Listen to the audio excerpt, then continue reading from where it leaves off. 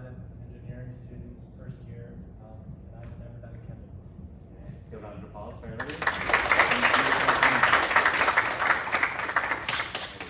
So, welcome to the Kendo Club. And as you can tell, we are a Japanese martial arts club that practices, I guess, almost pretty much Japanese fencing.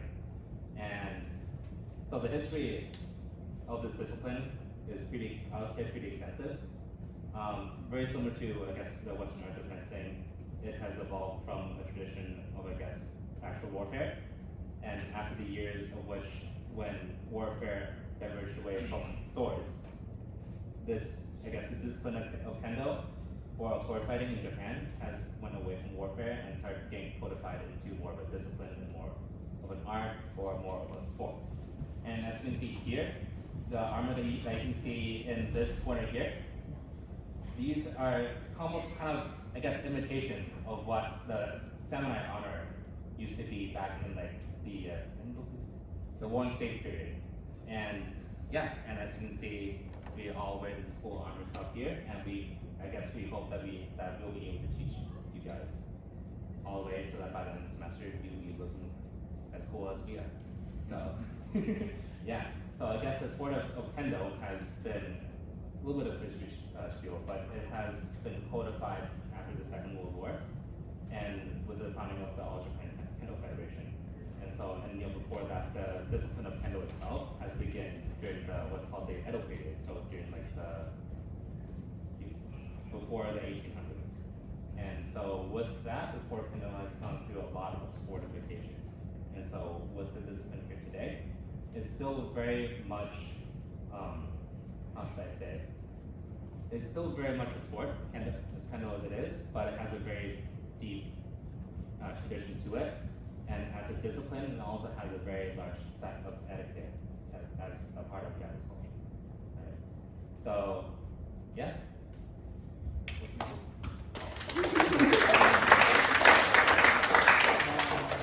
Really not used to public speaking. But, so, first of all, let's go through a bit of etiquette, first of all. And so, as you can see, we asked all members to enter through those sets of doors. And we asked that, of course, because we practice kendo on flooring, that we ask members to also practice barefoot as well.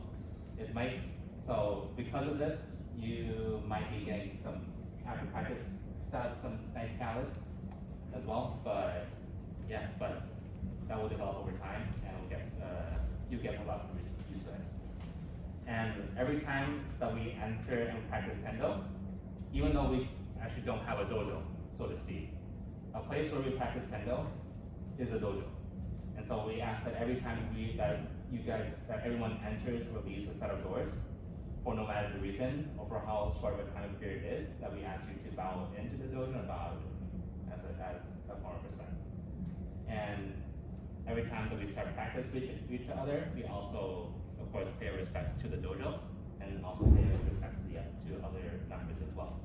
And so how we do that, there are three different ways to bow.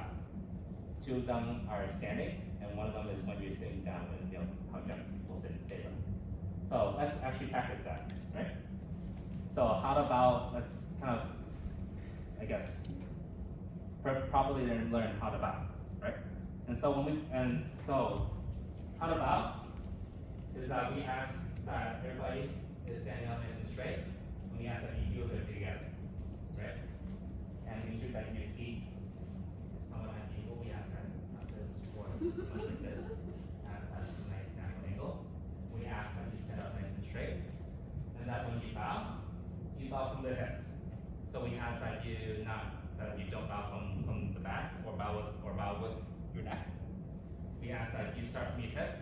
You place your hands right beside your body, and you use your hip to give a bow, right? And we ask that your neck should not bend while doing so.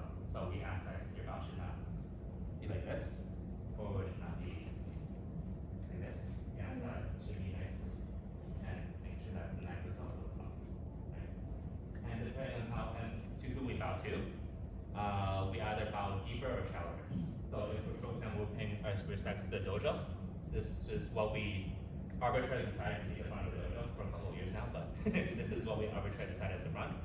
So every time we pay respects to the dojo, I will announce Shoumen as the front, ni as in two shoumen. So Shoumen ni, Rei as the bow. Rei.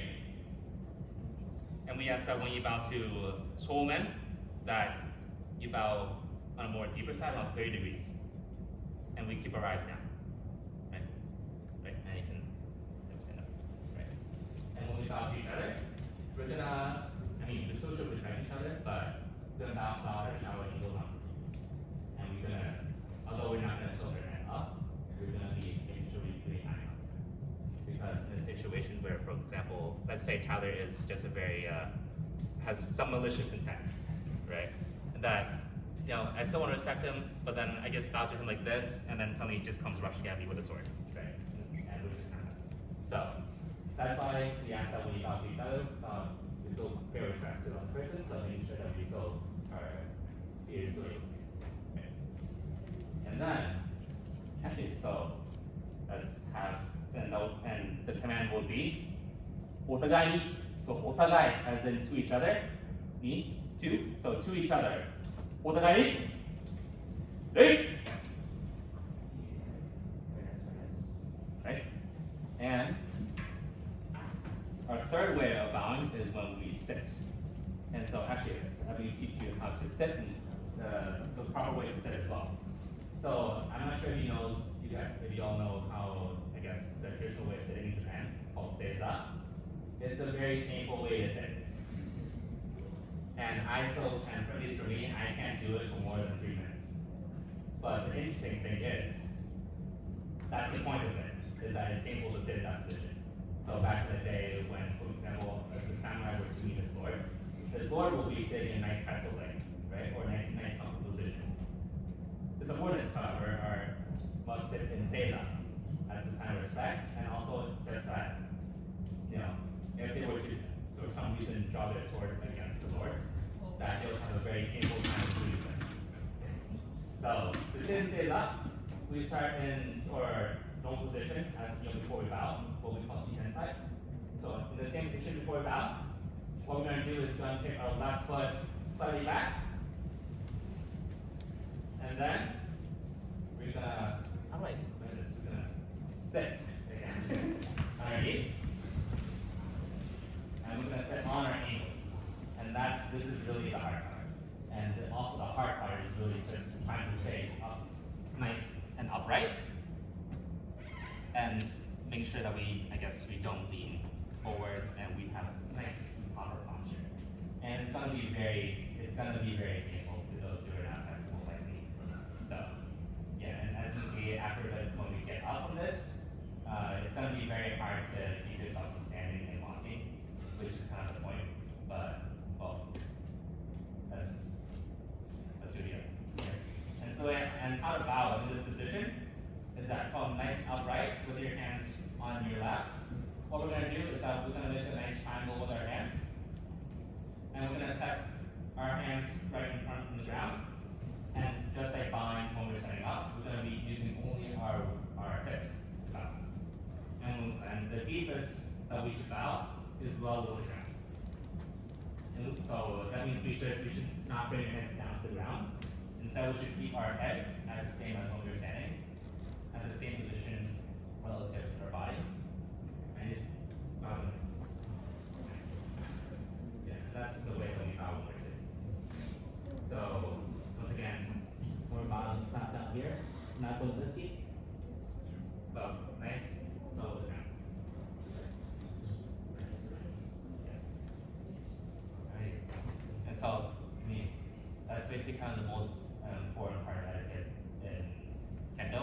I think you should be able to see this for other disciplines of martial arts, martial arts as well. So, or if you guys ever travel to Japan, this is pretty much the standard way.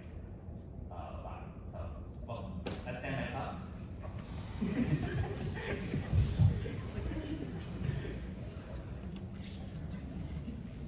Alrighty. So let's see. Actually, right? Yeah. Can I ask you to put your name in? Oh, right now as well. So we're basically gonna demonstrate the much cooler part of Kendo, which is the hitting people part of Kendo, right? So let's ask our new members to come up front right here. New members that line up in front right here. I think you should be able to split into 2 lines facing this direction. Yeah, and we ask the experienced members, please, you can place yourself amongst the new members as well, or next to the back. This way. Yeah, facing this way. That's for new members, let's make 2 lines, spreading all the way across. Right? Making sure that, yes, 2 horizontal lines. Spread out, guys. Yeah, and spread out. Two rows. Experienced members, you can either mingle yourselves within or head to the back. But and then extend your right arm. Making sure that you're within 1 arm's distance away from each other. Okay. There you go. Good. Good. Yep. Going in. Yeah. There you go. Yeah, good. Making sure, so this is to make sure that once we do practice, you guys are not gonna hit each other. So, yeah. Right? Good enough space. Let's have the second row take like 1 big step back. Right? Third row as well, take another big step back. Make sure to space yourself correctly. And so Kendo, we have 2 instruments of in which yes, you do Kendo with. Not trying to explain that well. But actually let's start with this first. So this here is called the bokto or bokken. Bok means wood, ken or to means sword. And fortunately we do not use this to hit people with, because it is solid wood, right? But it's a good tool to kind of explain, I guess, how our strikes work, because you can really clearly define and see what edge, the edge of the sword and whatnot. And so when we do, actually, yeah, that's here. Okay. So every time we practice starter, we need to mount. Okay. And so Kendo. So basically, I think the most fun part of Kendo is winning matches, sparring, being able to win points, win matches, hopefully win tournaments, right? And so in order to quote win a point, ippon. In order to win ippon, there's a very large set of criteria in order to score a point in this form. Unlike Western fencing, where I guess the main criteria is where you strike and making sure that you make correct contact, right? Which then an electric machine will show you who scored that point first. In Kendo, it's a lot more subjective. So in the match, there'll be 3 judges, of which are very high rank, and they will subjectively decide who gets the point. And that's the very most interesting part of Kendo, right? And how do these judges, I guess, decide who wins the point or not? And it's basically whether you're able to strike correctly with good technique and with good spirit, right? So let's go through technique first, right? In Kendo, we have a couple of target areas called the Dadotsubu. So the first one is the men, which is the head, what we call men. The second one is the bote, which is the wrist, right? The wrist. The third one is going to be called the do, which is the waist, right? And it's going to be cut diagonally. And then the fourth, I guess, the dark arts, what we call it in this club, is the ski, or the thrust to the neck. And fortunately, you guys are not going to be learning that until much later. I mean, at least for me, I actually have not learned it until like last semester, or again. So the ski will be on the neck, right here, with this plate right here. And the most important distinction about these strikes is that they must be done with good technique and be done with good spirit. So for example, if I do a strike and it goes off like this, right? You're not going to win a point from that because it doesn't look good. It doesn't look cool. You need to look cool in order to win a point, right? Let me get my action. Okay. So for example, if I go for a man, right? If I do a man like this, right? You can see here, like, I'm not really hitting that hard. And also, you can see on this string, which denotes like the back side of the sword, I'm hitting at this flat angle, right? Am I gonna cut through that with a flat hard sword? Not really, right? And you need to cut it with a good amount of force, a good angle, and a good sharpness, right? And so I guess, do you want to do it like fully, like PI and whatnot as well? That's fair. Why don't we go through each one of the strikes fully, Okay. and then we can get into maybe stretching, so that way we can get it tonight. Yeah, right. And so that was the man, right? So that was the man. That's one. The gote, the wrist, the waist, and then I guess the ski. Right? Yeah. So those are our main target areas that you all are gonna try to learn throughout this entire year. But what I want you guys to take out of today is, I guess, to do this. Because I'm gonna do a full men's strike, right? With Gia as well.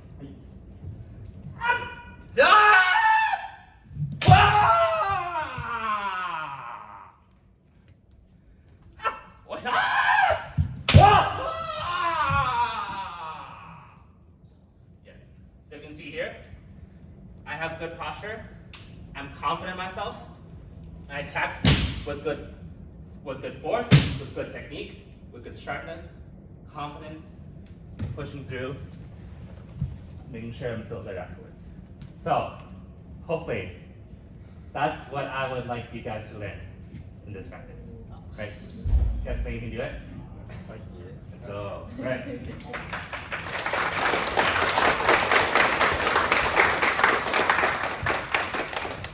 So let's begin stretches.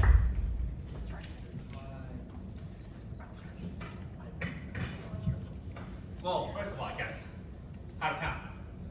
While waiting for Tyler to take his pen off. How to count in Japanese? Yeah. So, all you need to know in Kendo, at least for counting, is 1 to 10. So that 1, ichi. 2 is ni. 3 is san. 4 is shi. 5 is go. 6 is dok. 7 is sich. And 8, hats. 9 is kyu. And 10 is ju. So let's start from 10. Ready? Ich. Ni. San. Shi. Go. Rok. Shish. Hach. Kyu. Ju. Right, good. So at least for stretches, how we do stretches here is that at least for the leaders of stretches, we'll count from 1 through 4. So each ni, san, shi, and then you all would reply with go, rok, shish, hach. So coming up to 8. At least for jumps we do 10, but let's take 8, right? So all you guys need to know is that after Tal and I say each ni, san, shi, then you guys say go, rok, shish, hach. Right? Alright, let's begin stretches. Can I add one more thing? Oh yes, go ahead. Kendo is a lot about breathing, right? Just getting your whole body into it, making sure all of your energy is for your whole body. So nice and loud every time you're counting. There are a lot more of you, or about equal amount that there are experienced people. So we should make sure that you guys are equally as loud as everyone else is, because I think you actually outnumber us by just a little bit. So you should be louder than all of us. So when we're counting, nice and loud. Yes. Okay. Also, please make sure to not destroy your throat. So we ask that when you, do this shouting, what we call kiai, that we ask you that you breathe and actually pretty much all technique, all power comes from the abdomen. So we ask that you breathe from the abdomen and that you shout from the abdomen. You move from the abdomen as well. So, right? So that's good stretches. Right? Right, so let's begin. Head side to side. Hi, ich, ni, san, shi, go, rok, shish, hach. Ni, san, shi, go, rok, shish, hach. San, ni, san, shi, go, rok, shish, hach. And head, what is it called? Around? Around. Right. Ich, ni, san, shi, go, rok, shish, hach. Ni, san,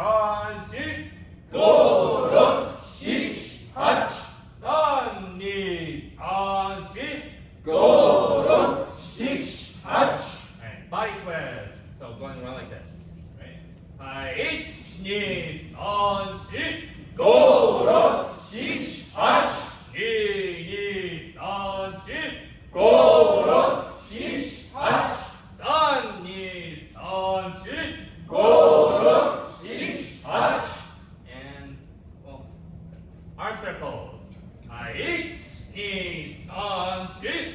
Go up, teach, touch. Knees on street. Go up, teach, touch. Sun, knees on street. Go up, teach, touch. And beach ball or whatever ball this is. But we're gonna go around just like this, making sure that our hips are nice and flexible. Alright? Eat, knees on street. Go up, teach, touch. Knees on street. Go up, teach, touch. Sun, knees on street. Go up, teach, touch. Right, and let's do a lunge down on the right side, this way. Right? Eight, knees on street. Go up, teach, touch. Knees on street. Go up, teach, touch. Sun, knees on street. Go up, teach, touch. Eight, knees on street. Go up, teach, touch. Knees on street. Go up, teach, touch. Sun, knees on street. Go up, teach, touch. And well, whatever this is, so we're gonna go a little bit longer. Eight, knees on street. Go up, teach, touch. Knees on street. Go up, teach, touch. Sun, knees on street. Go up, teach, touch. And the other side.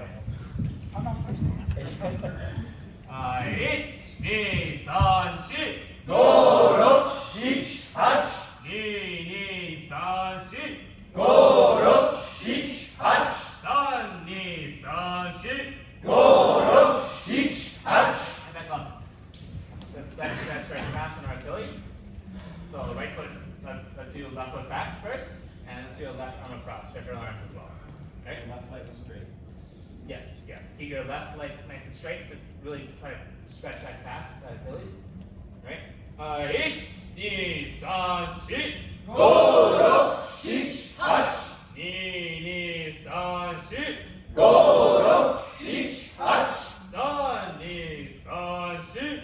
Go up, teach, touch. So actually what we're going to do today is that, alright, so the main muscles that we're going to use is going to be our core and also our calves. So make sure that we stretch our calves well, right? Other side. Eight, knees on street. Go up, teach, touch. Knees on street. Go up, teach, touch. Sun, knees on street. Go up, teach, touch. Let's do wrists and ankles for ourselves. Make sure they're flexible.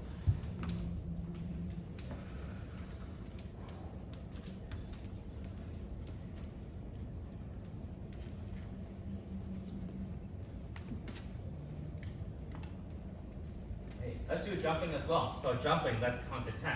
So as you remember, we're gonna say each knee on seat, and you guys are gonna go count up to 10. So go, do, sit, punch, right? Then two. All right. Okay. Let's begin. Ready? Jumping. Let's do it 30 times. Right. Each knee on seat. Go up, sit, punch, two. Each knee on seat. Go up, sit, punch, two. Sun, knees on seat. Go up, sit, punch, two. I guess I revealed my true identity.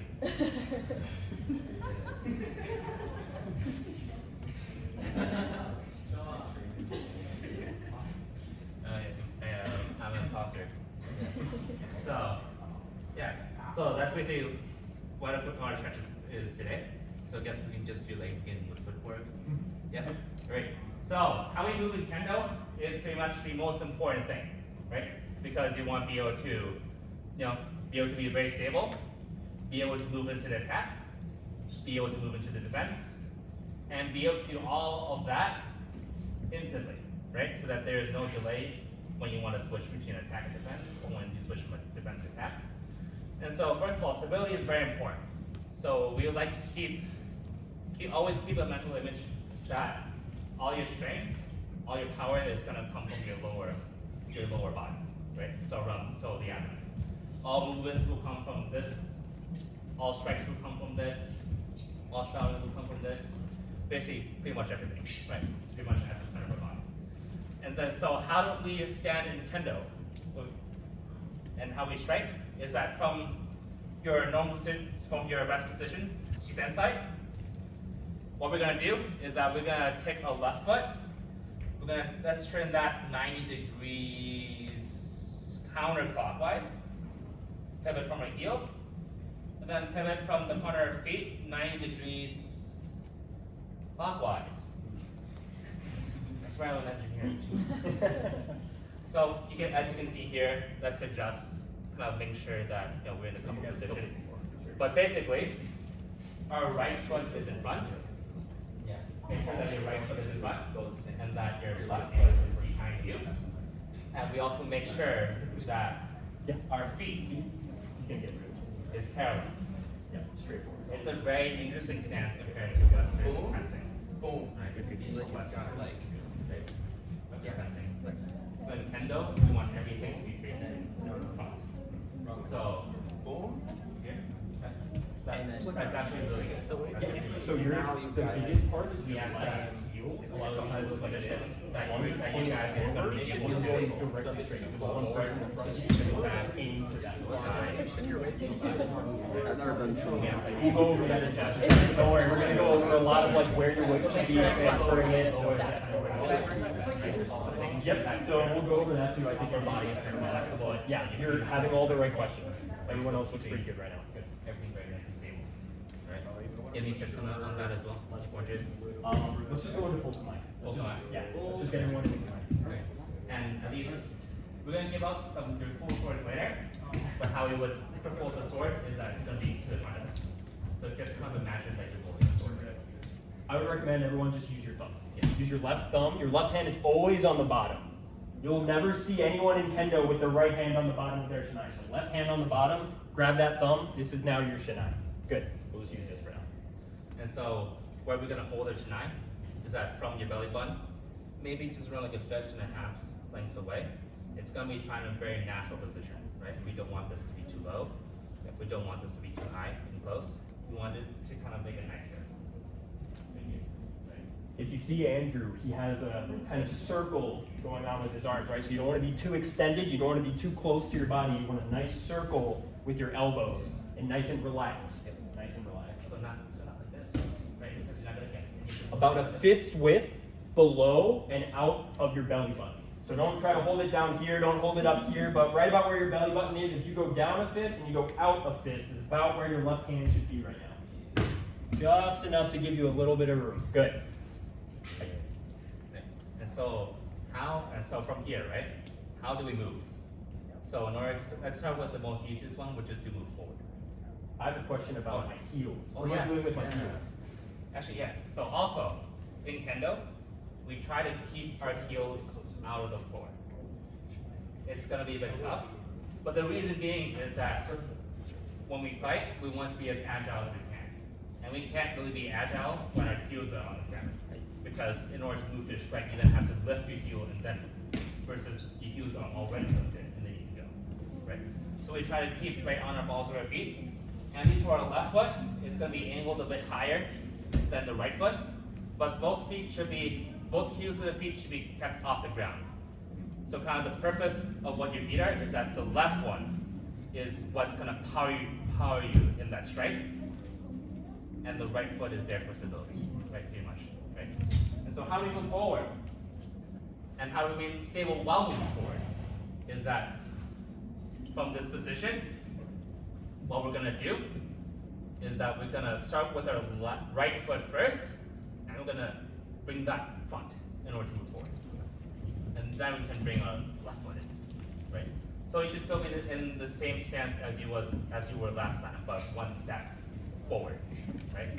Backwards is almost pretty much the same. You're gonna use your right leg to propel yourself back, and bring your left foot back first, and then bring your right foot into position. So what it looks like, if you look at my feet, is that I move forward, I propel using my left, and bring my left foot back. in order to move backwards. I do the same for the opposite. I'm going to use my right foot to push feet back, and then move myself, bring the right foot back, just like this. Okay? Let's do a couple, right? Just moving forward and moving backwards, right? And let's make this a bit fun, right? So I will randomly say whether you need to move forward or backwards, right? And if you are at a nice and stable position, you should be able to do that with almost no trouble, right? Because you're in a very stable, in a very neutral position, able and very agile, be able to move front and be able to move back, right? And so, for example, if for example, you lean too much forward and you're asked to move forward, it's not going to really work. If you lean back and you're asked to move backwards, then it's also not going to really work. So make sure to keep your posture in a very neutral position. Your back nice and straight, right? Your center of gravity is, I guess, a bit lower than you are walking, right? And let's try it out, all right? So let's begin, right? Everybody in what we call Kamae, right? Swords in front, right? Right foot in front, left foot back, and let's move back and back and back and back and front and back, right? And front, right? And let's stop here. Stop where and just freeze and look at your feet. Where are they? So making sure that notice where your feet are. You can extend your feet just a little bit so that way you have more stability left and right. Yeah, very good, very good. Let's actually have everybody on the skin. Your left foot can rotate this way just a little bit. Make sure your heel goes to here. Straight. Yeah. It's gonna feel weird, especially on your knees, but you want it to be right. Yeah, your knees are a little bit bent. You don't want to be like fully upright. You're not on your toes or anything. You're on the balls of your feet. And one thing that Andrew wasn't talking about, your right foot. It doesn't need to be up like this. You just need to have it enough off the ground that you can slide a piece of paper underneath your heel. So it needs to be all the way up like your left heel is. Your right heel is just a little bit off. Center of gravity is right in between your feet when you're in place.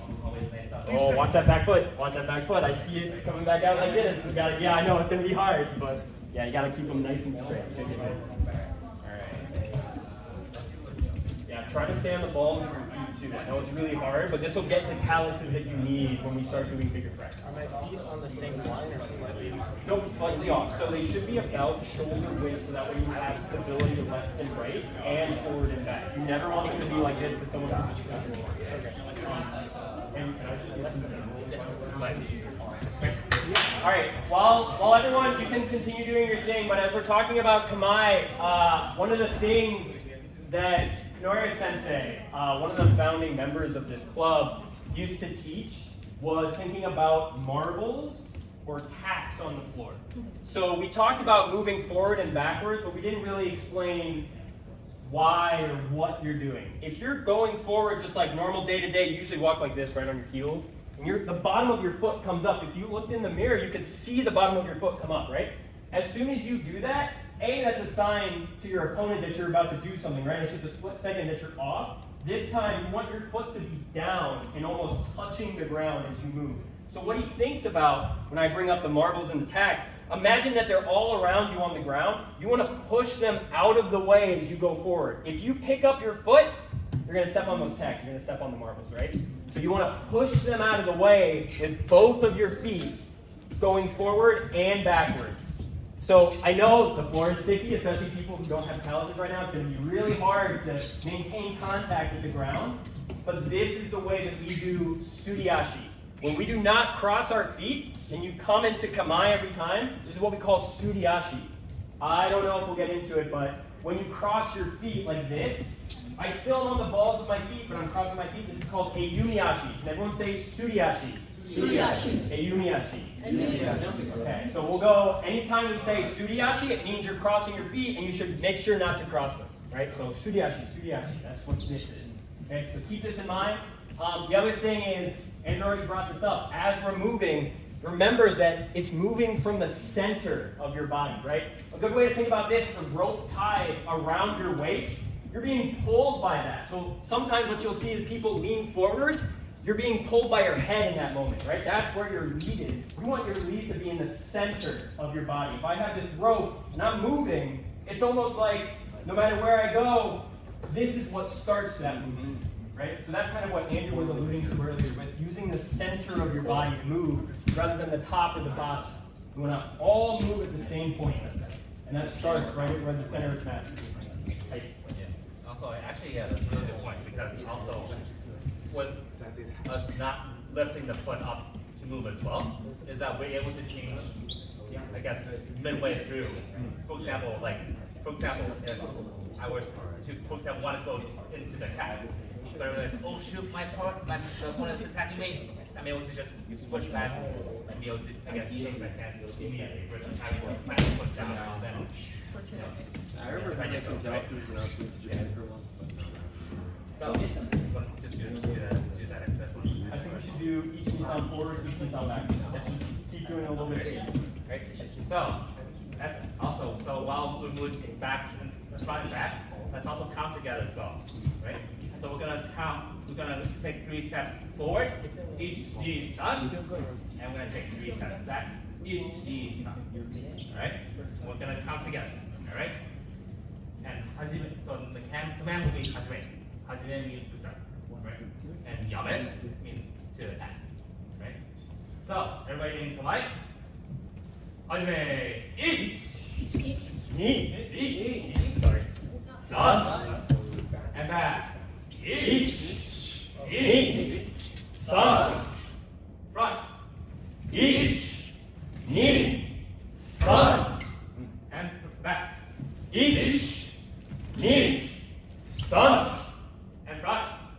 Each knee, sun. Really feel it in those calves, especially your left, right? It should be nice and good tension, right? And back. Each knee, sun. Make sure you're stable. Front. Each knee, sun, and back. Each knee, sun, and stop. And let's freeze. Look at your feet. Make sure they're in the right position. You can bring your chest back just a little bit. Yeah. Hi. Bring your chest back. Try to make your center of gravity fine. Something I've noticed about a lot of people, we talked about which foot to use, but try not to think about it in, I'm going forward, so therefore my right foot needs to go first. Doesn't matter what direction you're going, the foot in that direction is the one that moves first. What I mean is that when we're going forward, like Andrew said, your right foot is in front, I'm going this direction, that means this foot moves first. In reverse, that means this one goes back. What I saw a lot was people doing this and doing a little shimmy, right? That's what gets you off balance because my feet are crossing here. You never want to cross your feet. Every time you move, it's the foot that's in front. When we go left and right, which maybe we should start doing now, when I go right, my right foot starts because it's on the right. When we go left, my left foot starts because we're on the left. Alright? So try to think about it like that when you're moving. Always the foot that's in that direction is the one that moves first. You always say into Mike. Always say into Mike. I think we should do two. Wait. I thought it was like the right. You exercise also. You do your feet up, left and right. Right? So, what we're going to do is I'm going to come together, and we're going to do 2 forward, each knee, 2 back, sun, sit, 2 right, go, nope, and 2 left, sit, putts. Alright? So once again, just look at me for 1 second. Right? Each, sun, sit, go, nope, sit, putts. Right? So I guess I should keep it in this way. So each, sun, sit, go, nope, sit, putts. Alright? Does that make sense? Right? Alrighty. Actually, I think I should face this way, right?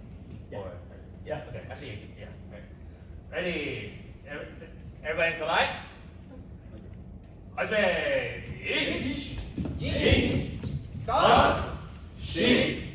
Go! Go! Shish! Hush! And stop and freeze. Look at your feet. Look at where they are. Correct them.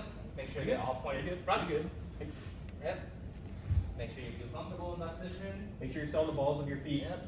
It's really good to get your calf muscles. This is where you get them. I know it's hard, but when you stay on the balls of your feet, that's what builds the muscles you need for kendo. So this is good if you're starting to feel a burn. That's good. It's rough, guys. Especially when Tyler has us do studio actually practice. Like in some before practice, like man, it really their calves really they really burn. Right? Let's do it one more time. Let's go a little bit slower. Right? Everybody go high. Hajime! Ich! Yin! San! Shi! Go! No!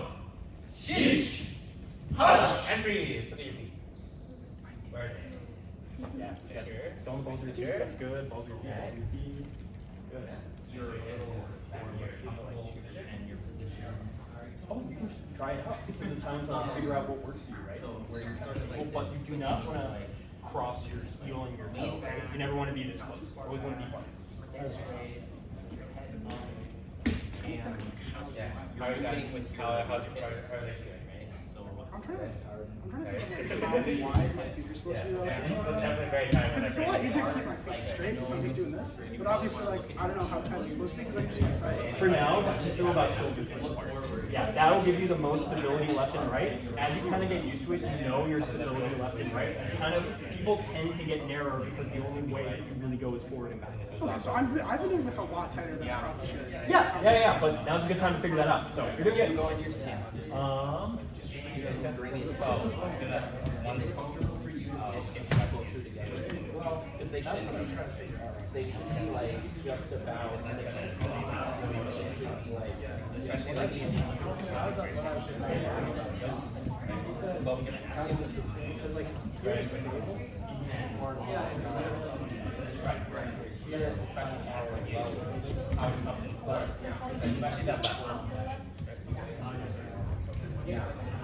You don't normally ask me to All right, everyone. We're gonna learn the next thing. So, all the new members, please come into Kamai. Everyone, just come. One of the parts that maybe you didn't notice when Andrew was doing his strikes initially, but it made it sound really powerful, was obviously his ki. He came in and he broke center, and that was very loud. But the other part of that is fumi komi, which is the thing that he did with his foot when he struck. That's what he does with his foot. So we're going to learn fumi komi. Part of getting an ippon is also timing, right? So Andrew went over, you need to look cool, you need to make sure that you actually hit the right spot, but all of it is also timing. If Andrew did a strike but then mistimed his fumi komi or his ki, it's not an ippon, right? Part of kendo is making the judges know that you had the awareness and you have the timing that you could coordinate all of these different parts, right? Your ki, your tenouchi, which we're going to learn eventually, which is the fumi resort, and your fumikomi, right? So all of those together end up coming all at the same time, and that's what gets you. So the last piece of footwork I think we should do before we get Shinai is fumikomi. I'm going to preface, maybe I don't know if we talked about this in the York Fair. Kendo is a contact sport. So bruises, some minor cuts, not big cuts, obviously calluses on the bottom, all of that is part of kendo. I say this preemptively because fumikomi is probably one of the hardest things for people to get over just because you're literally slapping your right on the ground. So we're going to be doing this, but we should be doing it safely. All right, we're going to explain how to do that. So everyone coming to Kamai. All we're going to test right now is just lifting your front foot and putting it straight down on the ground. That's all we're going to do. The way you do that is not this. I don't need to come all the way up to get that sound, right? All I need to do is lift it half an inch, and I can still get that. Now, before we start doing other things, that's great. I'm glad you guys are excited. Is that we're not going for sound. You'll hear a lot of the experienced people just like, there's a really big sound that just reverberates all around. Do not go for sound. That's where you're really going to hurt yourself. We're also not hitting with our heels. That's where you're gonna get an actual lot of bone damage, and please, if anything, practice slowly until we get to the point where your foot, when it comes down on the ground, is flat. That is what we're gonna try now. So when you're kicking forward, we're not doing this, where I kick back and then forward. We're not doing this, where I kick forward and then back. We're going in Kamae, straight up, straight down. Straight up, straight down. Straight up, straight down. Right? Keep your back straight. Do not look down to the ground for right now. I want you to look straight forward. Back, nice and tight. Kamae. And as you do this, just practice on your own. All I want you to lift is this much. Right?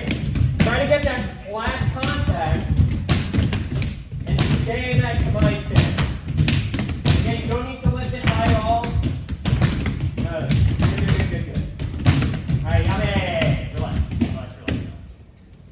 So as we start moving more of these elements into each other, we're going to have to start talking about rhythm and timing, and this is a big part of it. So, yeah, I think we should just move on and either take a break or start picking up tonight. Actually, let's do a quick 5 minute break. Hey. Right? Actually, right? Do we about for 1 second after, right? Yeah. Yeah, okay. Yeah, right, quick break. Hey. If you would like to leave, please remember to bow when you leave and bow when you come back in.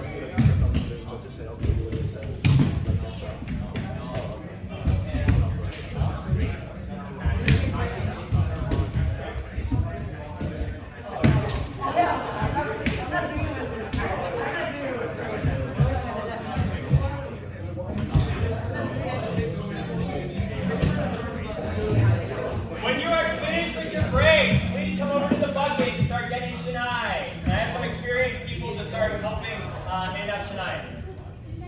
Experienced people, please, Ricio. So you can start. Just some people, yeah, start helping hand out with some going on.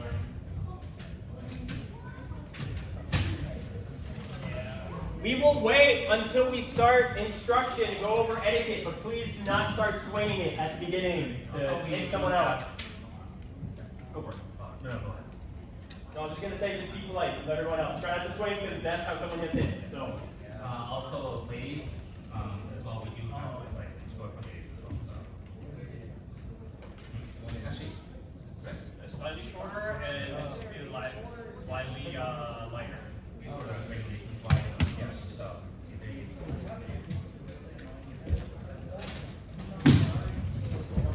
I'm glad you're part of it. Yeah. I'm glad we're back to this, so that way, like, we can work on Kamae and like Sugiyashi and all of that. It's a really good time to start coming in. Yeah, it's good. this one's a special Yeah. Where would I buy one? Oh, there's no place. We also have our own supply. You can buy it. We have to. I do not know how much supplies are in the I believe I don't hope on that, but Okay, but like outside, like in the store, Oh, no, it depends on what's like. Yeah, there's also a lot of things. So we have just, I would say, basic practitioner. Like mine are in open. You might see someone that's saying whole body, which is like none of that means anything now, right? So yeah, I would recommend it, but I cannot tell you how much it's means. Yeah, I would ask. it's probably like a really expensive. It's more, especially if you're only getting that in Yeah, exactly. How much? So I estimated around 30, but I would recommend you ask people, ask the office. Like to get one for us to keep. That is also To get like $100 to get one for us to keep, or yes, like correct. Yeah, brand new, no from the club, from your body involved. Yeah, and then the armor is depends on where you get it from, but it can range anywhere from like the that's like 300 to everybody has. You do not need to get that. You do not need that. Because you can borrow from the club for Correct. Yeah, we will. Yeah, you do not need to buy it. That may do it for other models. I don't think of it. Absolutely.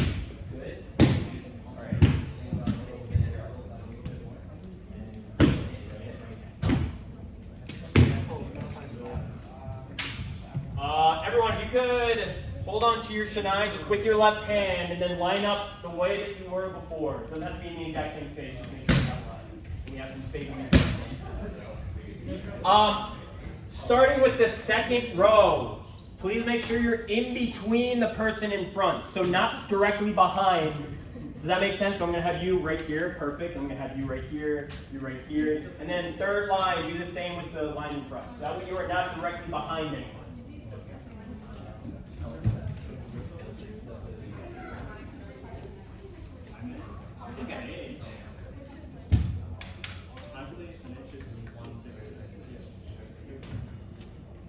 Experienced members, if you guys can keep your Shanai down, and we're gonna have you walk around and help people as we go.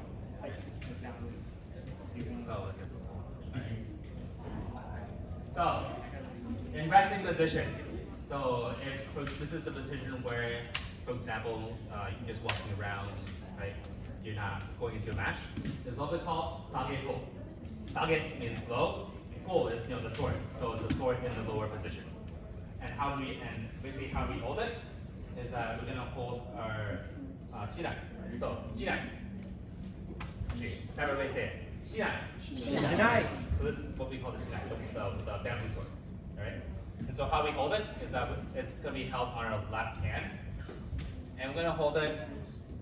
If you have a hand guide, it's gonna be it's gonna be after that. If you don't, it's gonna be on the part of the bamboo. Right? And so that's going to be held with the left hand. And once we place it down on our side, we want to make sure that our string is facing down. And why is that? It's because the string designates the back of the sword. So in a real sword, actually, if I can have you like stand here as well, like that. So when we compare the sword to a shinai, the string here is the back of the sword, and of course, opposite of that is going to be the cutting edge, right? And when we sheathe it and we put our swords to the side, we want to make sure that the blade is facing up, and that the back of the sword is facing down. And this might seem like a very opposition, and that's because it comes from, I guess, much later tradition during the Edo period, where samurai did not have armor, and because this was a very peaceful time in Japan, usually samurai didn't wear armor everywhere they go, and so without armor, it's much easier for them to draw their sword versus coming down in this way into kamae, right? Kamae this way versus taking kamae out this way, right? Back then when they had armor, they would take it out this way just because it's easier because their armor is very clumsy. But in Kendo, where much more modern, I guess, representation of sword fighting back then, the blade is going to be facing up, so that when we draw, we're going to draw with the blade facing up rather than down. So what this means for you guys is that the string is going to be facing down. All right. So let's have you at resting position. Make sure that your heels are together, standing nice and straight. Sword on your left side, right? Making sure that if we can take a look, is that the sword is going to be at a 45-degree angle from the horizontal, right? And we're going to make sure that the point of the shinai, like I guess in Western will be the pommel, I guess, right? Pommel is kind of facing towards the center, right? So we want to make sure that our sword is not like this, or not holding it like this, because I guess the new tradition of things is that you have your sword in your belt here, and it will be facing this. It will be facing in this more natural position. So making sure that once again your sword is at a 45-degree angle, your sword is kind of offset a little bit towards the center, this is what we call Sangeko. And now we're gonna raise that up to a much more ready position, kind of a little bit more ready for combat. All we're gonna do is that from this lower position, we're gonna bring our sword up to our hip. What we call taiko. Bringing our sword up. And with this, we also, I guess it's not gonna be at a 45 degrees, it's gonna be a much shallower angle. So kind of this angle, so not like this, not like this. Because if you put your sword like this, in reality you can have like a scabbard with it and your sword's gonna fall to the ground, which, you know, pretty embarrassing, I would say. So, making sure your sword's not pointing down. Just a nice shallow degree angle, making sure that you're ready to shoot, right? And to those of you that have a handguard, we're gonna make sure that your thumb is gonna be to the side. So offset just a bit. And if you don't have it, just place it here, right? So not here, not in the middle, off to the side, right? Reason being is that when we drop it is because the blade is facing up, right? And so you put your thumb in the center, you draw your sword, oh shoot, you cut your thumb, right? That's why we need to put our thumb, offset our thumb a bit, so that when the time comes, we can pop the sword out of the sheath and draw without cutting our thumb. So that's the reason behind it, right? So let's have everybody go from Sangeko, so down to the side, resting position, all the way down.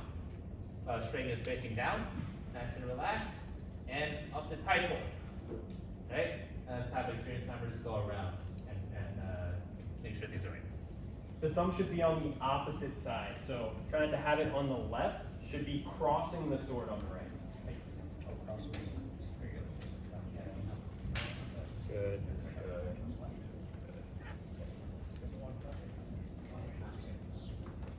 And your right hand is just nice and relaxed, down on your side.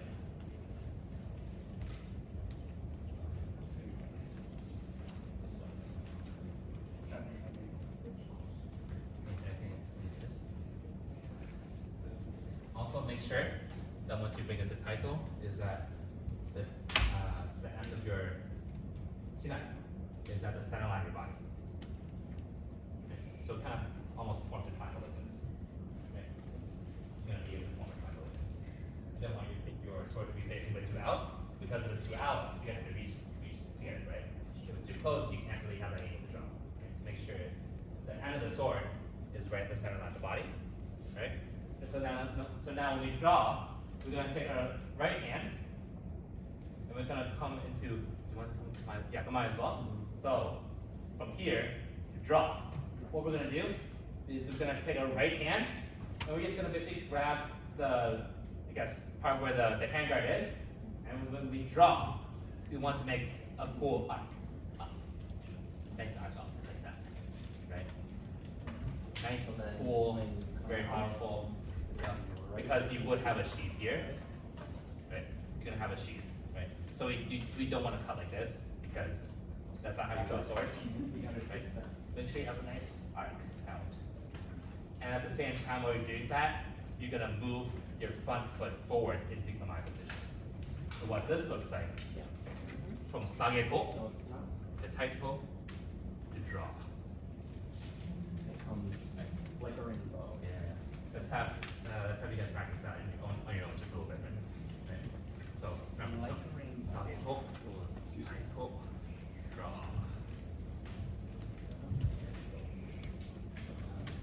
So taiko, Sangeko, taiko, Ready to go. Keep your right hand all the way up now. feels cool, right? Left hand. Oh, left hand? I mean, I guess they haven't said that yet, but. And then They come to right in achieve there. the sword, we're going to do the exact opposite. So from Kamae, we're going to draw a sheath or sword, a nice cool arc. Goes that to taiko position, If you whack me really and then hard. down the center. So once again, this looks like this. So Nice and straight. season tight, Sangeko, up to taiko. And you don't want it. Draw the sword using your right, hit a nice arc. Bring your right foot forward into Kamae. And then do backwards. Sheath your sword. Make sure you get that taiko position, feet it together, hands in the hand, their finger on the hand guard, and then Sage comfortable. Right? So what it looks like once again, Sage hold, right? Hold, draw, Kamai, and then sheath, back tight hold, hands to the side, down to side hold. Right? How should we practice this? Actually, want to go into, I think we should go into etiquette real quick because we don't have a lot of time. So you have Shinai now. We kind of alluded to it already, but this is a katana. In your eyes, this is a katana. So we treat it with the same amount of respect that we treat a katana. So going over some of these rules. Number one that we see a lot of people doing is this. Never do this. This, if anyone didn't know, means that that person is dead, right? And during those times, they would put the sword down of that person who had died and put their helmet on top and say, this is where this person has died, right? So we're not dead, so we're not doing this. You never want to use it as a crutch. Even like this, we never use it as a crutch. We treat it with respect. We always hold it just relaxed in your left hand like this. Other thing, if you come across a Shinai that's just on the ground, you never step over it. You never do that. Never ever do that. You walk around it in one way or the other, but you always walk around it. If you walk past it and for some reason you hit it, you need to, and it bumps around, you need to go down, make sure that you fix it for someone else, and then you can keep going. You'll see this a lot in tournament too. Everyone has all their stuff around. It's a really small gym. You'll be running into a lot of stuff. You never run past someone's ear if you've touched it with your feet. You always go back, you fix it, and then you leave.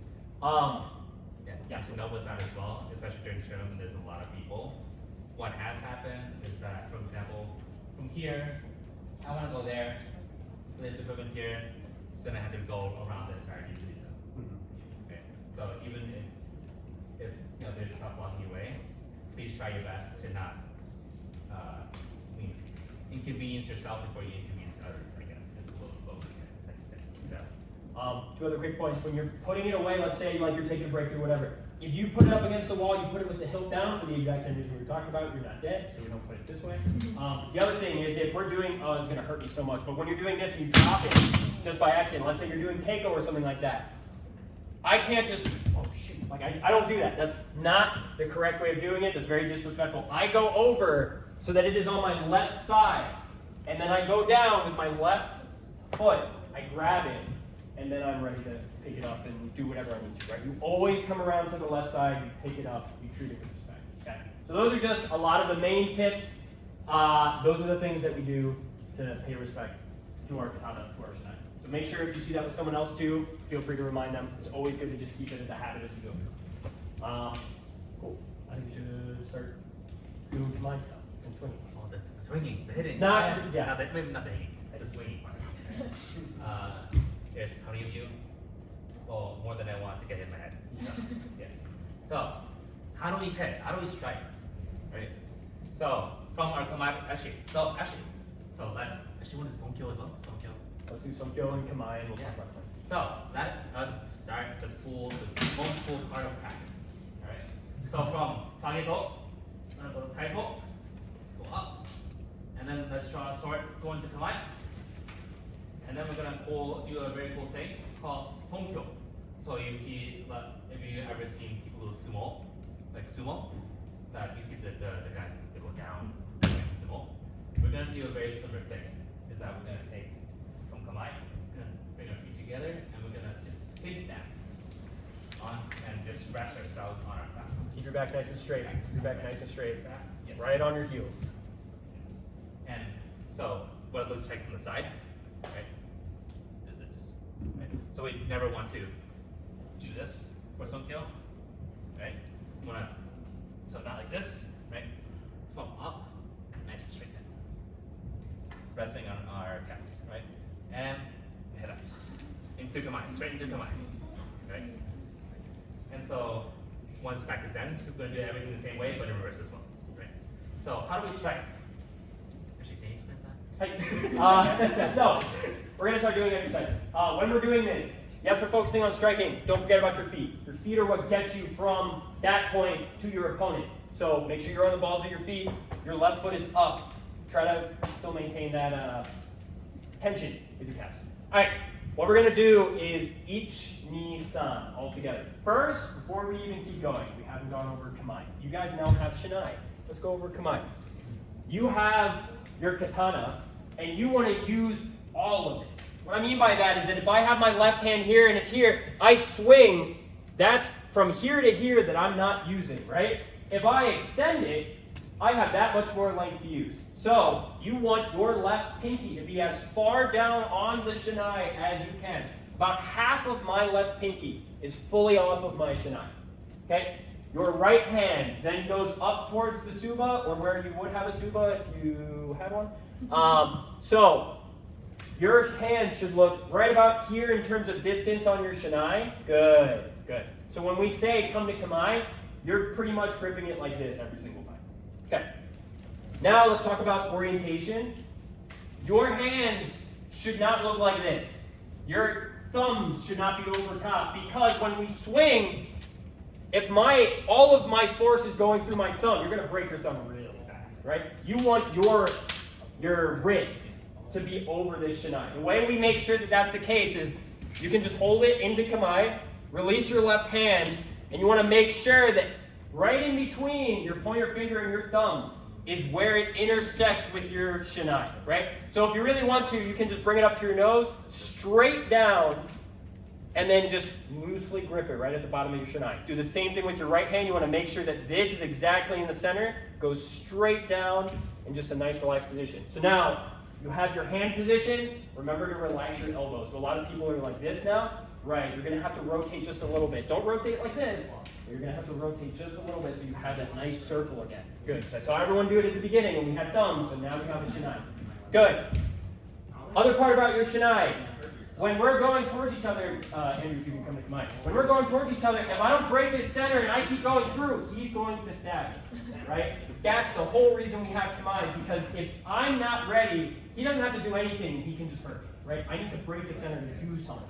So, in order to be intimidating, you want the tip of your shinai to be at throat level. If it's all the way up here, and I come towards Andrew, it's not gonna matter, right? He can get to me before he even touches my shinai. So, you want this to be about throat level, right? Your left hand, like we talked about, is right about fist below your belly button, but you want the tip of your shinai to be right about throat level, okay? So we're gonna come around and just make sure that it's not too high. Good, good, good.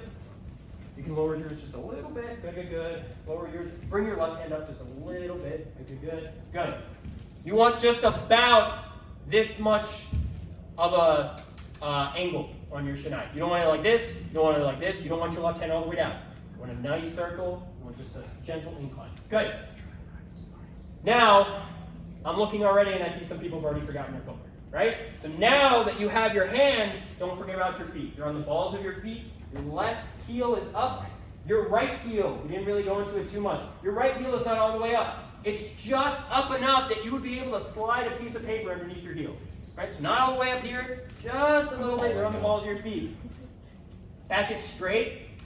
Looking forward, this is kamae. Every time we say come to kamae, this is what kamae looks like. Doesn't matter what you're doing, doesn't matter where you are, doesn't matter what dojo you're in. This is kamae. Okay? Good. Try to keep this to muscle memory. This is a lot of the part where we're trying to give you good habits going forward, because it's really hard to break going forward. So, this is kamae. We'll adjust as we need to going forward and in future practices. Good. Now, moving on to swing. We're going to do each knee san all together. What it's going to look like, so you guys can relax. Sorry, when you guys are relaxed, you can hold on to your shinai just like this and just down and to the right. This is called gedan. Right? It's right about knee level, right about here. It means you're non-combative. If we're with someone and you're in this position, it means I know you're not going to attack me, vice versa. Okay. So what we're going to do all together is just stationary. Each knee san. San is back to kamae. One more time. Each knee san. This is the basic men's stretch. We're going to start incorporating more stuff as we go through. Let's start doing it together, and we'll explain some of the points to it. So everyone come to kamae. So starting in kamae, everyone together, we're going to count and go up, each, all the way up. So from here, a lot of people are out like this, a lot of people are like this.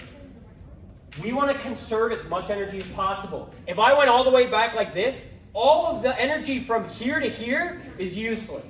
all I need is from here to here. If I go back any farther, I'm just wasting energy. So when you go back, your shinai should be pointed about 45 degrees back. Not this far back, not totally perpendicular to the floor, about 45 degrees. Other thing is, if your hand is out a little bit, I can get your kote, right? I can get your kote, so you want to bring it back farther, so that if someone swung for your kote, they would miss. So, the way we do that is your left hand should be behind your forehead and about a fist's width above. Okay? Good. So 45 degrees back, just a little bit up. And I know it's going to be hard. It's okay for right now, but try not to have your elbows like this. Right? This isn't really going to give you much power when we start striking. You want to close in your elbows just a little bit. Have them be in front. Okay? And let's just come back down to Kamae. Relax. Good. So, before we go into the next one, remember, each is all the way back past your forehead. If it's any forward, I'm going to be able to get your kote. It's 45 degrees back, so you're not wasting energy.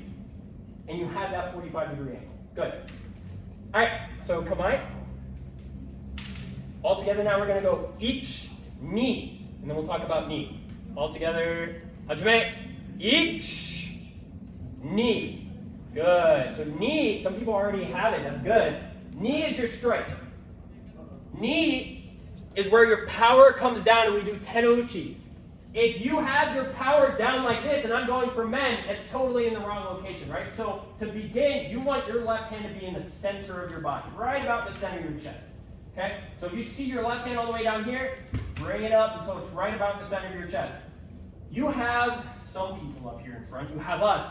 This is your indicator for where the tip of your shinai should be. So you want to be hitting the top of our head, not the center of our head. You want it to be nice and high, right about here. Left hand is in the center of the chest. Both arms are fully extended. We want to use all of that energy. So I think all of you are college students. I know you guys are smart. Geometry, if I have my hands like this, and I extend both of them, my shoulders do not need to twist because these are equal distances. But we do this, right? So that means that if I extend both of my hands and I wanted to not move my shoulders, my left hand would look like this. So this means that you need to twist your shoulders. Do not do this, right? We're not twisting our whole body. Your waist is still dead center. You want your body to be able to move forward, backwards. But when you extend, you want to twist your shoulders so that you put all of that power into it. Both of your arms should be extended. Your shoulders twist. Your left hand's in the center of your chest, and the tip is right on top of the head. Good. I know a lot of you are already still practicing. That's good. I hope you're getting advice from experienced people. Good. So, again, when you're going up, we're going to 45 degrees, so you're not wasting energy all the way back. And then fully extend it out for ni. And then san is back down to kamae. Good. All right. Let's all try it. Let's do this. Let's do a few. Let's see how we do. Well, let's just start getting these muscle memory. All right. Is it okay if I still leave? Yes. Yeah. All right. Everyone kamae. All together. Nice and easy. It's going to be each, ni, san, pause. Each, ni, san, pause. Kamae. All together. Hajime. Each, ni, san. Each, ni, san. Each, ni, san.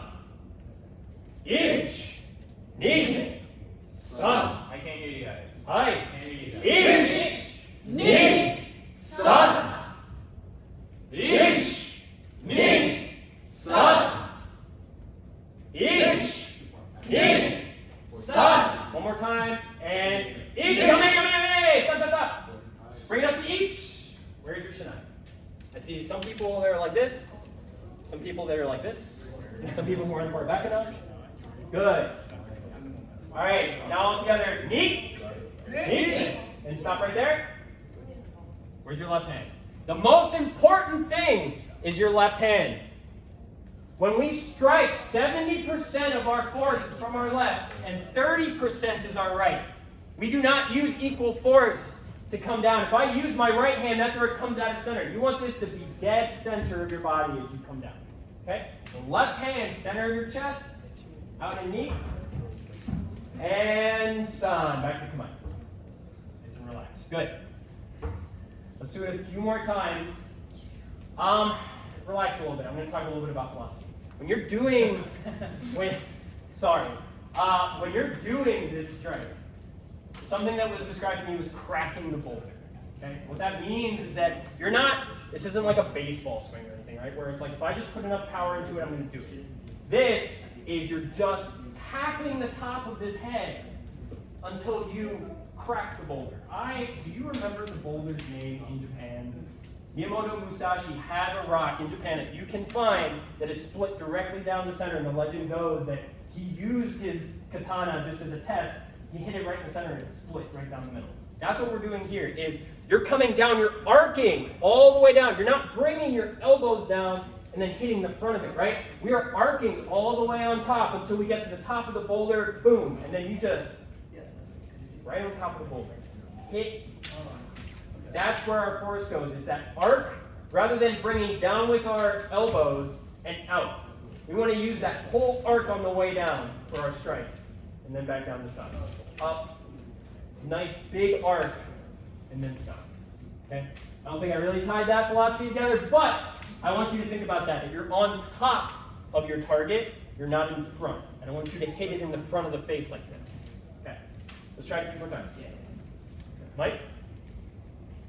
Ich Nissan. Nice and loud all together. What's your name? Ich Nissan. Ich Nissan. Ich Nissan. Ich Nissan. Ich Nissan. Ich Nissan. Louder, guys, louder. Ich Nissan. Ich Nissan. Hey, relax. Good. So this is mensch, right? When we start going into it, you're basically doing all of this in fast motion by doing men, putting it all together, and then going through. Okay. So the next thing, should we talk about Tenouchi? I think, because I'm going to be honest, we only have 30 minutes left, and I kind of want to do something fun. I think part of that might be Tenouchi practice with each other, where they stop right beforehand. Okay, so talking about the strike, I kind of brought this term up, but it's called Tenouchi. Everyone say Tenouchi. Tenouchi. Good. So Tenouchi is, what's the best way to describe it? It's the final cut, the final effort that you put into your strike to really finish your opponent. In reality, what this ends up being is like if I hit the top of Andrew's head, my Tenouchi is just that extra bit of energy to go straight down to his nose and then back up. If I had a real katana, that's what I'm doing, right? I'm not just tapping the top of his head and going back. I'm finishing the strike by putting energy that would go to his nose, and then I keep going, right? Maybe that's not the best way to describe it, but Tenouchi is just that little bounce at the end. You might see in some of our strikes where you kind of see that like wiggle right at the end. Versus, right, if I just keep it down here, there's no tension there. You just kind of let go of your strike, and that's not what we want. You can also kind of see, I guess, the lightness or the heaviness of when you don't do the strike correctly. So, as reference, with correct Tenouchi, right, it's nice, sharp, and crisp. If I do it too light, right, it's just too light, right? You don't feel that nice crisp to it, right? If it's too heavy, right?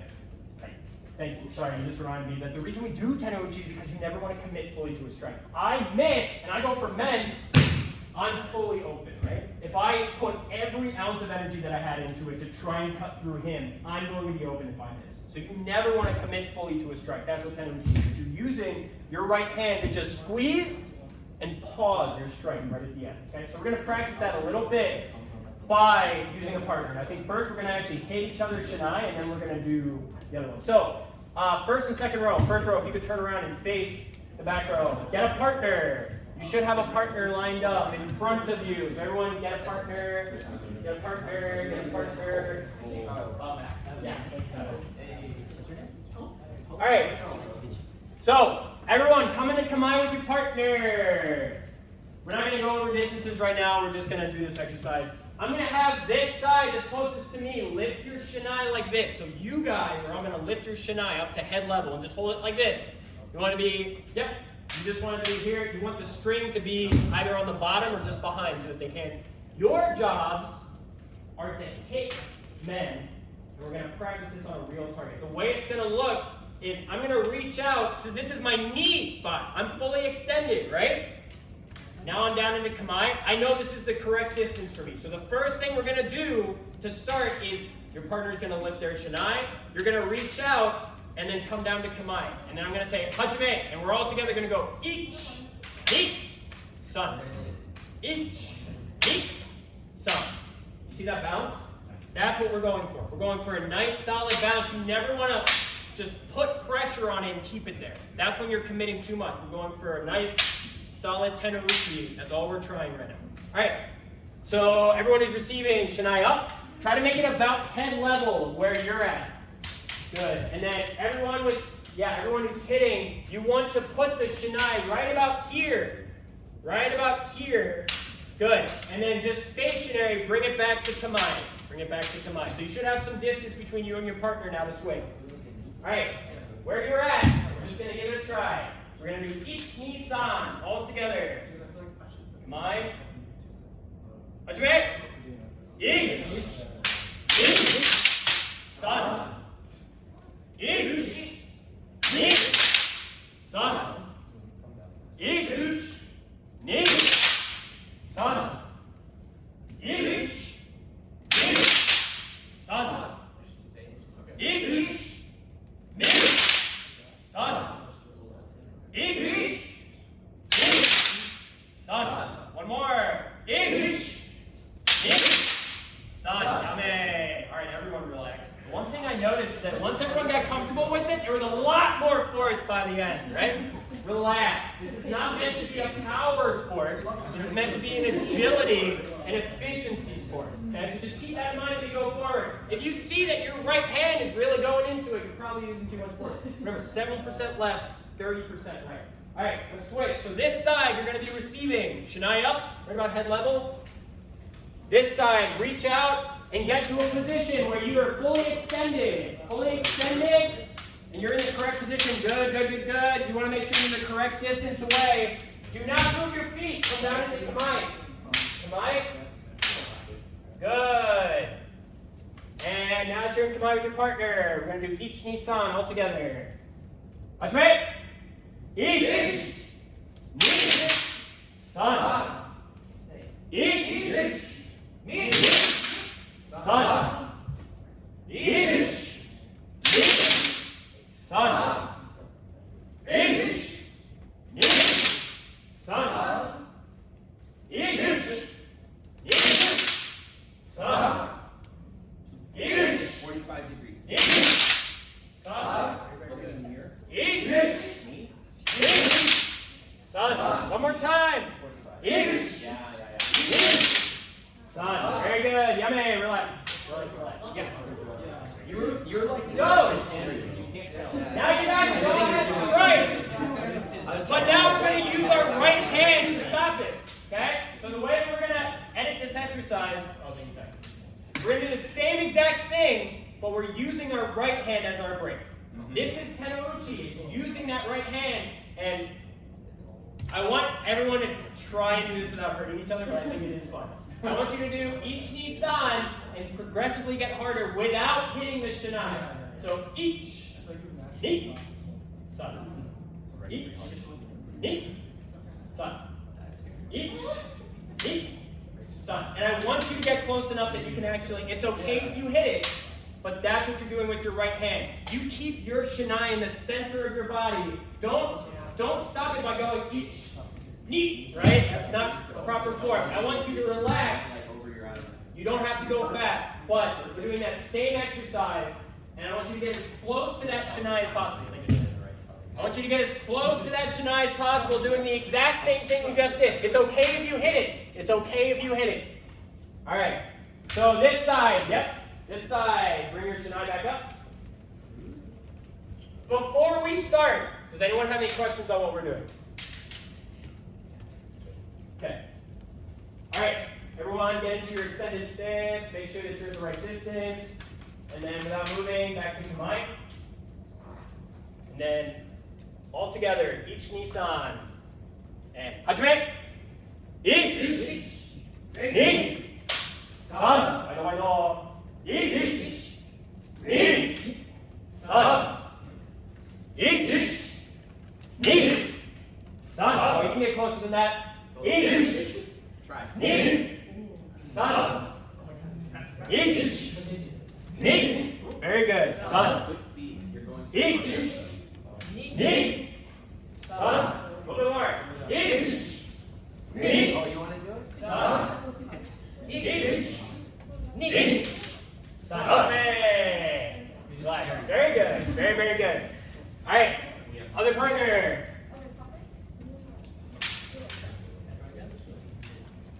And Shanai's up. Make sure that you're extended. You got the right distance. Fully extended down into Kamai. And all together. Hajime. Each. Ni. San. Each. Ni. San. Each. Ni. San. Each. Ni. San. Each. Ni. San. Each. Ni. San. Few more. Each. Ni. San. Each. Ni. San. Very good. All right. Relax. We are going to end this instruction for you here. But I hope everyone kind of got at least a little bit of a feeling of where we're at with Kendo. There's so much more to learn. There's so many little things that we're excited to teach you. But yeah, there's a lot more to delve into. Did you want to end this off? Actually, it's very, it felt really fun. Yeah, yeah, it felt very true. Yeah. Excuse my tongue. Ding! Okay, everybody. So, ding, everybody. Ding, like that. Face your partner. Go to the mic. Kamai. Come on. Kamai. Songkyo. And the command to sheath is called Samen. Osamen. Osamen. Ho. And back in tight though. And well, let's take this. Let's just take that. Let's just take a couple steps back. And down to Sanito. Yep, natural position, down. And then, Otagai ni, so many. Face the front. Hey! Very good practice, everybody.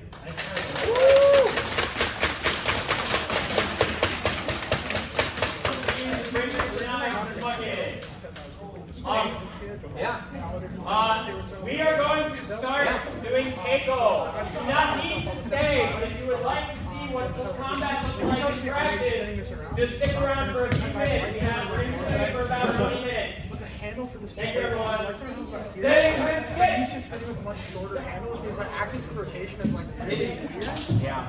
And it's like I've gotten the hang of it now because I just like know the length. Take one there. All right, I need to go and get ready. Waza, I'm gonna fight. Yeah.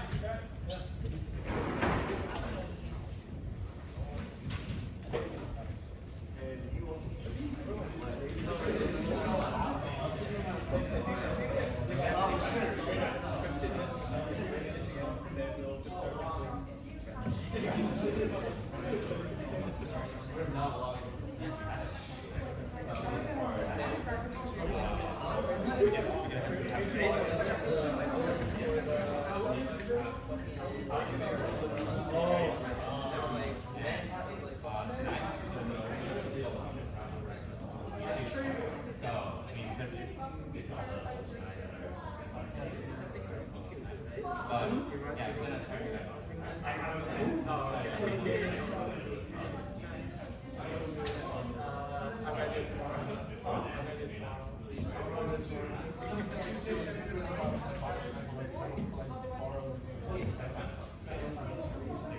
Most people, they have We can just get started. We can just get started. It's not. We actually do. Yeah. That's what I figured.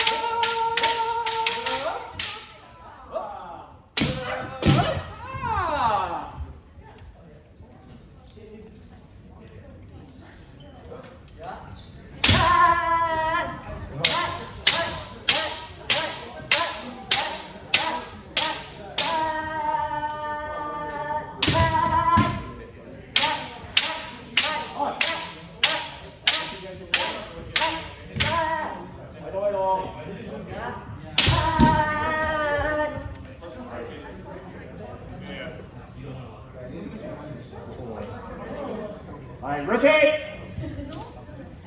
I'll just stay here. Alright. One more Kenkeshi! Come on.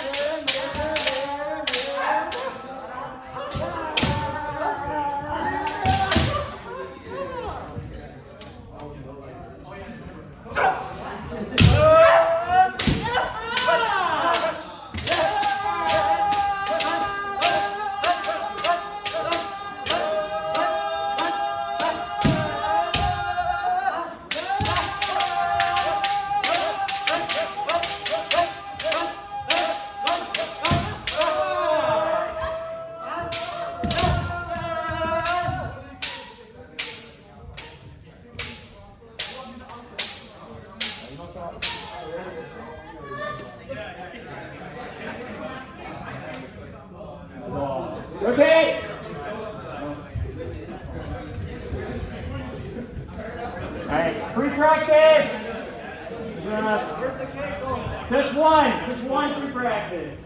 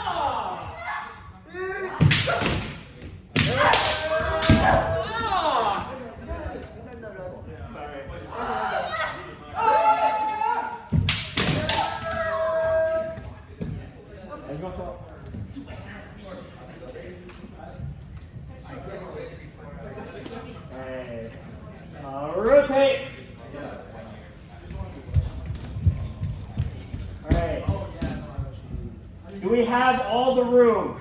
As long as we're all spread out. Alright. Alright, Keiko! Response. Can I do the testing, Michael? Oh, hi. Address!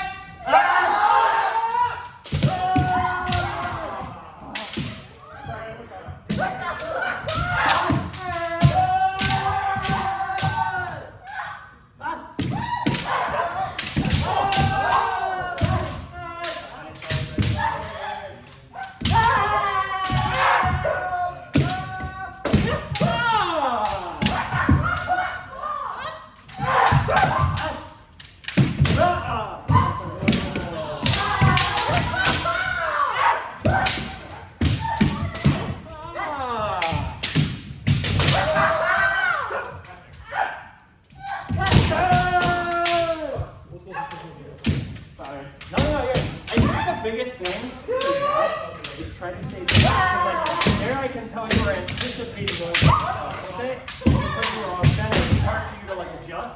Because you could have gone for men too, right? So yeah, try to be more sensitive for a second. Hold on.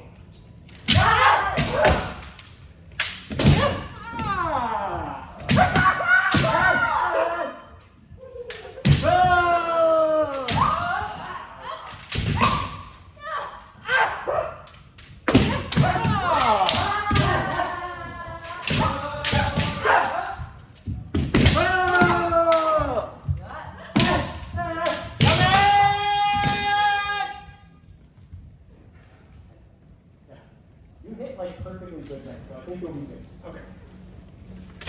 It's just really weird, you know. Oh yeah, I get that. Alright. Rotate!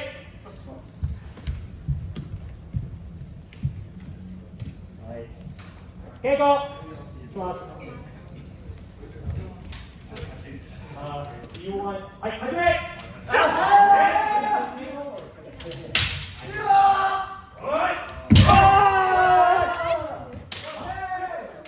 Okay, so I want you to go for stage.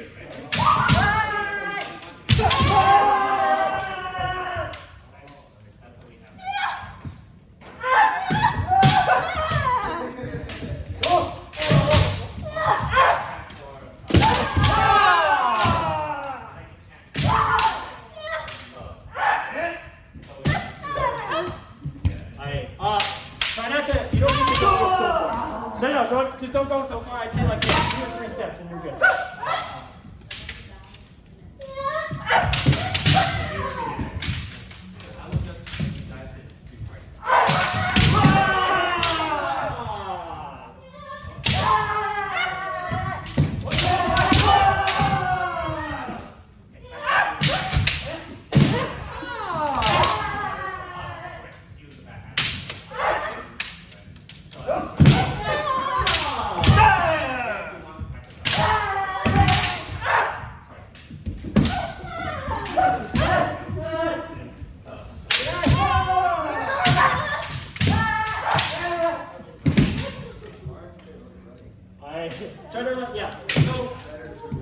Yeah, and well, you're doing the right things. Like you are supposed to be doing big strikes. I just want to. I feel like you're already going off the side, striking, and that's what makes it hard to get that. If we both went together, I would relax my shot a little to give you a point, and you hit together. That's why I want to see that too. Dead center. Ready? Stay more towards the we'll work on that one. I think you've still got solid strikes. Nothing to worry about. Cross. I rotate.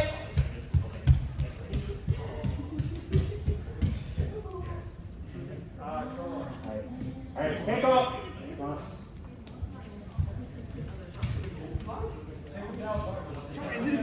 Okay.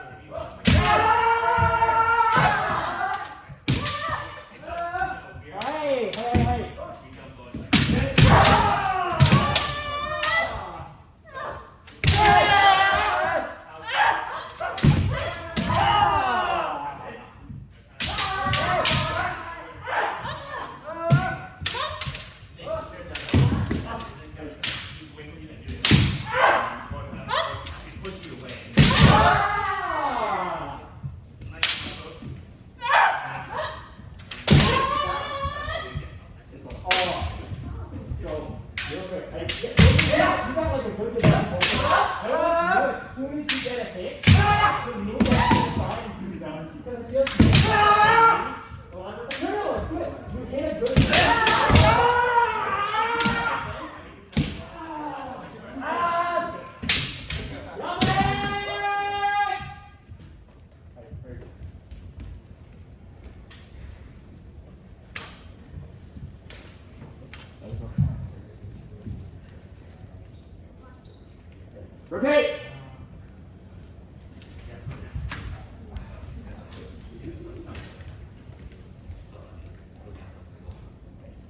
Okay, go.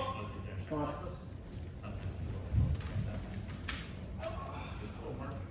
Attack!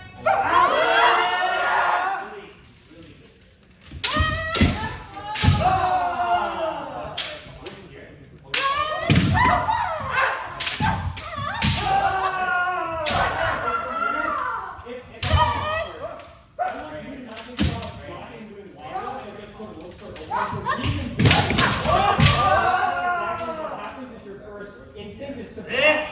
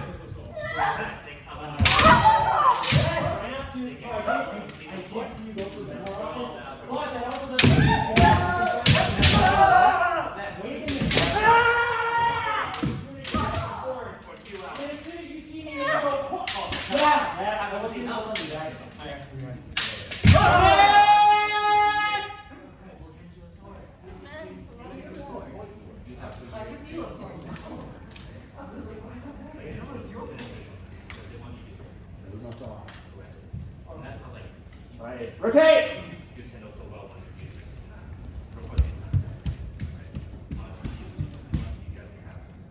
go!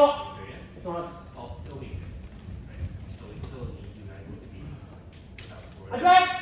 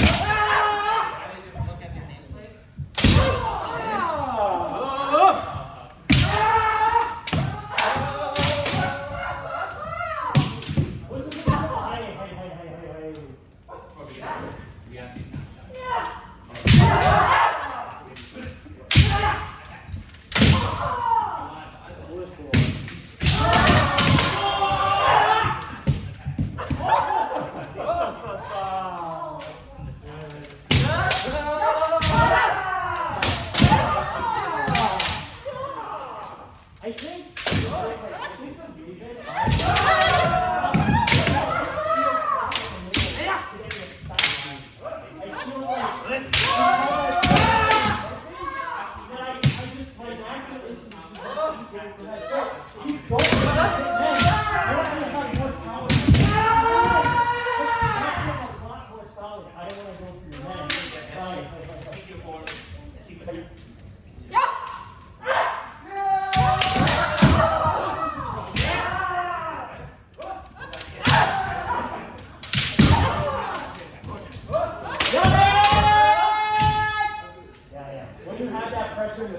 make me feel like I didn't want to go home. I gotta go fast.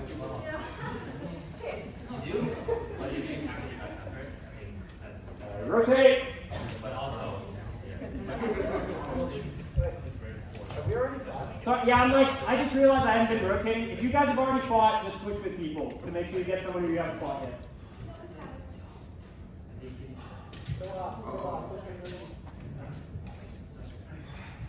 Alright. Alright, okay, go!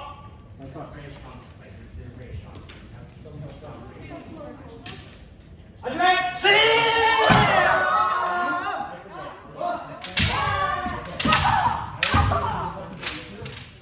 know you want to do tournaments, but I want to do testing. So, just do, again, big first. Or whatever you think looks like a good tender, but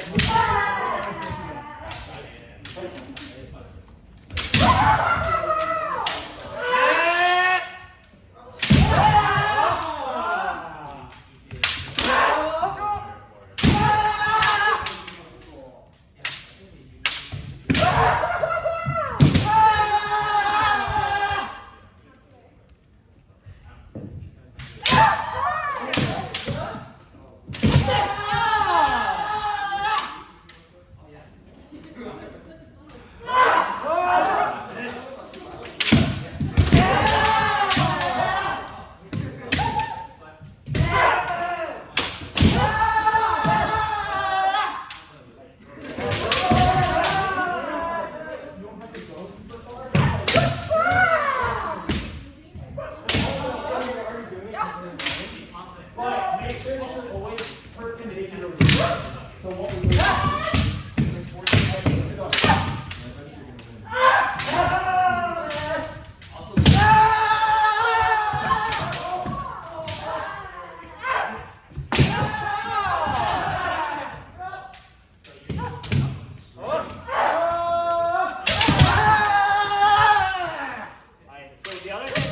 you hit like plane. You're gonna pass, get to.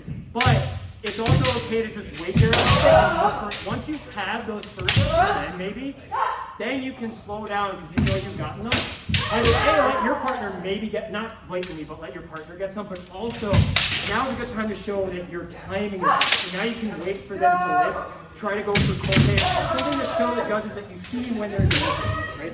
That's where we're going to so, try not to just come in, and just go at your own time. You can do that the first few to maybe like, yeah, I got my Fumikomi and all that. After that, start showing more. When I start lifting, you can maybe go full tilt. I saw you do that, but do that more. Does that make sense?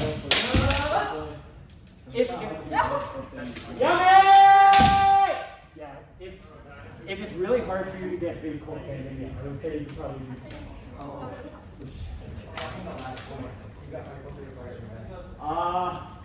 rotate. Alright, one last one, not keiko. We're gonna do Kakari keiko, 30 minutes each, or 30 seconds each. Everyone knows Kakari keiko, you stay in Kamae until someone opens, right? So you guys will be the first ones to do it, and then we will do it. 30 seconds each. Which one?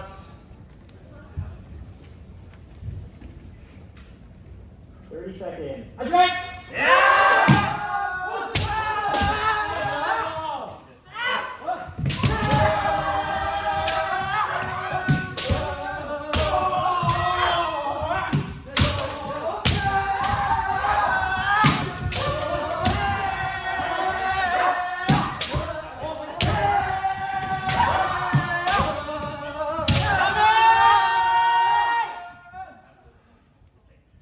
Partner!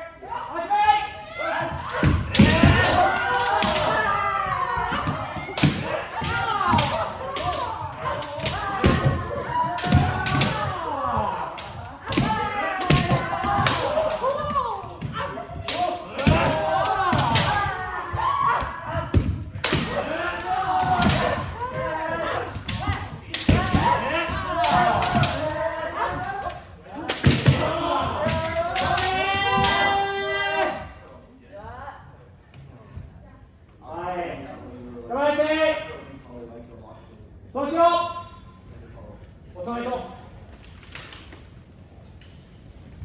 し。いきます。はい。正面に。礼。